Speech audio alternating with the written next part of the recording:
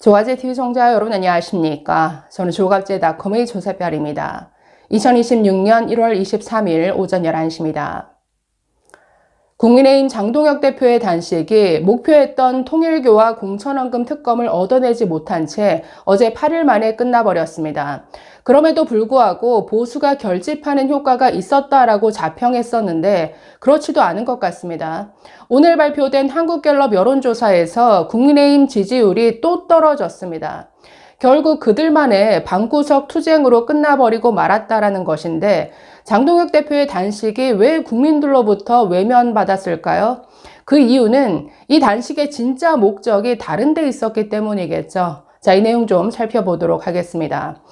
자, 어제 MBS 여론조사에 이어서 오늘 한국갤럽 여론조사에서도 민주당 지지율은 오르고 국민의힘 지지율은 떨어졌습니다.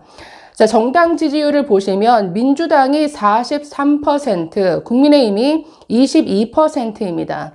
자, 민주당은 전주 대비 2%포인트가 올랐고 국민의힘은 2%포인트가 떨어졌습니다. 자, 어제 MBS 여론조사에서도 민주당은 40%, 국민의힘은 20%의 지지율에 그쳤는데 더블 스코어입니다. 역시나 어제 MBS 여론조사에서도 민주당 지지율은 1%포인트 올랐고 국민의힘 지지율은 3%포인트 떨어졌습니다. 오늘 한국갤럽 여론조사에서 이재명 대통령에 대한 지지율도 3%포인트 오른 61%를 기록했습니다.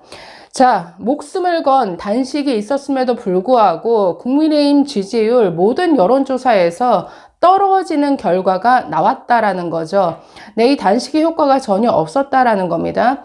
보수가 결집했다라고 자평을 했지만 보수가 결집하면 그게 지지율로 이어지는 게 맞죠. 그렇기 때문에 보수의 결집이 아니라 그냥 보수당 그들만의 결집으로 끝나버린 이런 단식이었다라고 보는 게 맞을 것 같습니다. 제 정당 지지율의 그 세부 내역을 더 들여다보면 모든 연령대에서 70대 이상을 제외한 모든 연령대에서 민주당이 국민의힘을 훨씬 앞섭니다. 이뿐 아니라 지역별로 살펴보더라도 자, 국민의힘은 TK 지역에서 더불어민주당이 20%고 국민의힘이 48%입니다. 이 대구 경북 지역을 제외한 전 지역에서 민주당에 크게 뒤지는 것으로 조사가 되었는데 자, 서울, 인천, 경기, 대전, 충청 지역 지금 이 지역에서 민주당이 국민의힘을 더블 스코어 이상으로 앞섭니다. 서울이 민주당이 40%, 국민의힘이 20%, 인천, 경기, 민주당 49, 국민의힘 18. 네, 이건 지금 2배 이상이죠. 대전, 세종, 충청 지역 더불어민주당 44%, 국민의힘이 16%에 불과합니다. 자, 부산, 울산, 경남, PK 지역에서도 민주당에 뒤지는데 민주당이 32, 국민의힘이 29%입니다. 자, 그래서 지역별로도 지금 대구, 경북 빼고 전부 민주당이 국민의힘을 크게 앞서고 있고 연령대에서도 아니 70대 이상에서도 지지율이 더불어민주당 38%, 국민의힘이 39%입니다. 뭐 똑같다라고 봐야죠. 그래서 연령대에서도 전 연령대에서 민주당이 국민의힘을 크게 앞서는 것으로 조사되었다. 이 정도면 지금 장동혁 지도부는 물러나야 될 수준 아닌가요? 이대로 지금 지방선거 치르면 어떻게 되겠습니까? 완전히 완패당하는 것이죠. 자, 그래서 8일 동안 단식이라는 목숨을 건 투쟁을 했음에도 불구하고 아무런 효과가 없었습니다. 왜 그럴까요? 왜 국민들은 이런 단식에도 불구하고 왜 철저히 외면할까요? 이 단식의 목적이 겉으로는 통일교 공천원금 특검을 얻어내겠다. 이걸 목표로 내세웠지만 이 장동혁의 단식이 무엇 때문에 시작되었는가? 그것도 느닷없이 그 이유 다 알지 않습니까? 왜? 한동훈 제명이라는 정말 황당한 새벽에 이 결정으로 말미암아 그 내부에서 위기에 몰렸죠. 전 언론, 모든 언론이 사설을 통해서 이 장동혁 지도부를 비판하는 사설을 썼습니다. 당내 반발도 굉장히 거세게 일어났죠.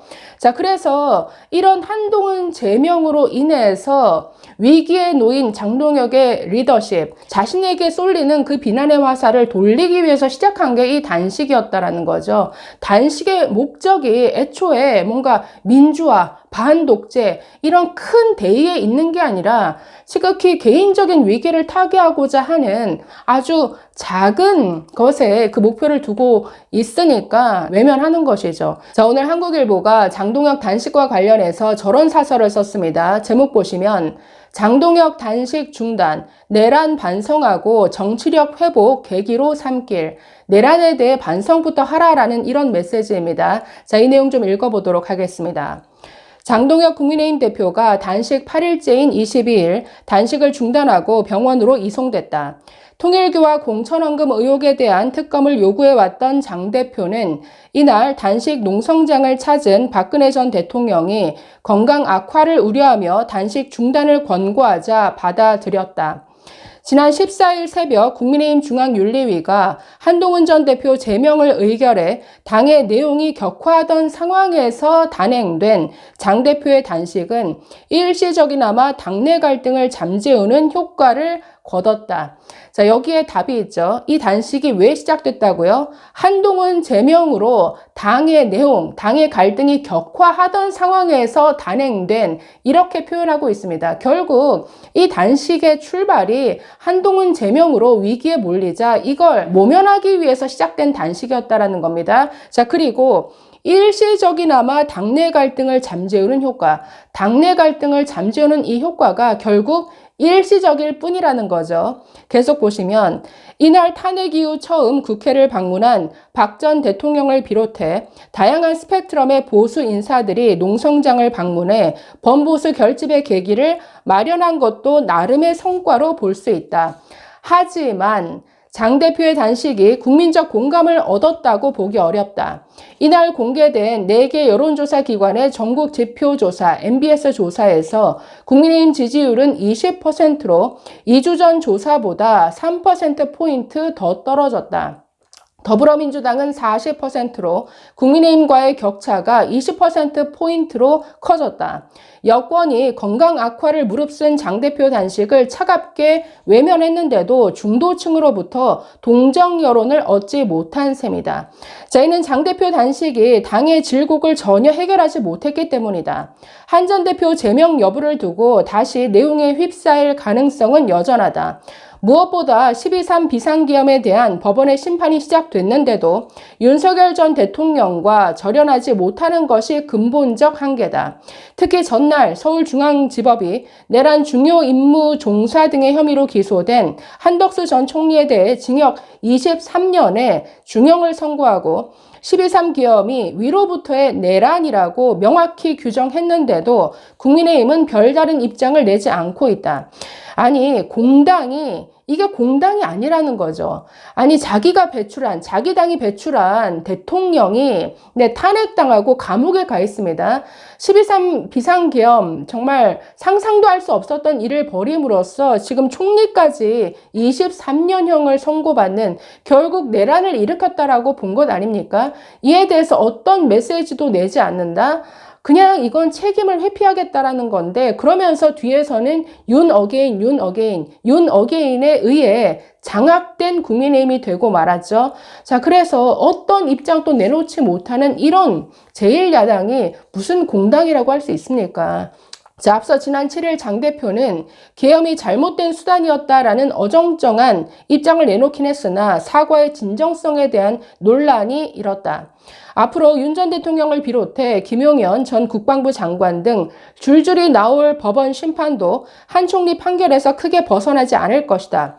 장 대표의 단식 중단을 계기로 국민의힘이 내란 정당 멍해와 당내 분란을 일소해야만 정권 견제를 위한 정치적 동력을 회복할 수 있을 것이다. 자, 그러나 윤어게인으로 대표되는 장동혁이 이 국민의힘 지도부에 있는 한 이 윤어게인 내란 세력이라는 이 프레임에서 벗어나지 못할 겁니다. 앞으로 계속 법원의 어떤 선고 결과 계속 나올 거고, 이런 내란 심판이라는 프레임으로 지방선거까지 이어지면 결국 이 지지율 그대로 지방선거에서 대패하는 이런 결과를 받게 되겠죠. 그러니 이 장동혁, 윤어게인이 장악한 이 국민의힘으로는 희망이 없습니다. 한동훈 전 대표를 제명을 하든 말든 제명해도 문제, 제명 안 해도 문제. 장동혁은 스스로가 만든 진퇴양난에 놓여 있는 것 같습니다. 이게 윤어게인의 한계죠. 그냥 차라리 한동훈 전 대표에게 처음부터 도움을 요청했다면